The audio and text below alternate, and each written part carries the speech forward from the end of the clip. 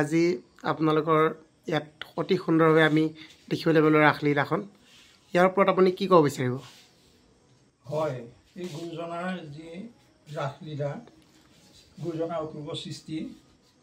তাক আমি কেনেকৈ সেই কৃষ্টিভাগ জীয়াই ৰাখিব পাৰোঁ তাৰে যত্ন কৰি আছোঁ কিমানখিনি পাৰিছোঁ নোৱাৰিছোঁ নাজানো তথাপিতো আজি দক্ষিণপাট ৰাইজে নিমন্ত্ৰণ দিলে খুব কম সময়ৰ ভিতৰত ময়ো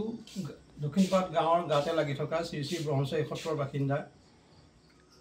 আহি পেলাই ৰাইজৰ নিমন্ত্ৰণ মতে খুব কম দিন আৰু ধৰক 6 দিন 5 দিন ৰিহাৰ্চল কৰি আজি আপোনালোকে দেখিছে এভাগ ৰাস সুন্দৰভাৱে উপস্থাপন হৈছে ৰাইজেও আদৰি লৈছে শংখচূড়ৰ চৰিত্ৰতেই হওক কৃষ্ণৰ চৰিত্ৰতেই হওক শিশু কৃষ্ণৰ চৰিত্ৰই সুন্দৰভাৱে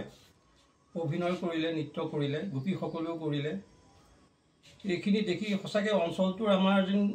বহুত দিশত আগবঢ়া আৰু এনেকৈ আগুৱাই নি থাকিব পাৰিলে বহুতখিনি আগুৱাই যাব আমিও তাৰ যত্ন ৰাখি আছোঁ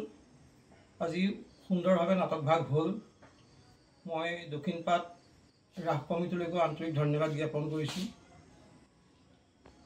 পৰাৰ কাৰণে হয় আজি অতি সুন্দৰকৈ আমি দেখিবলৈ পালোঁ শ্ৰীকৃষ্ণৰ ৰাসলীলা আৰু আমি গম পাইছোঁ আপোনালোকে দুদিনীয়া কাৰ্যসূচীৰে অনুষ্ঠানভাগ অতি সুন্দৰকৈ পৰিচালিত কৰিব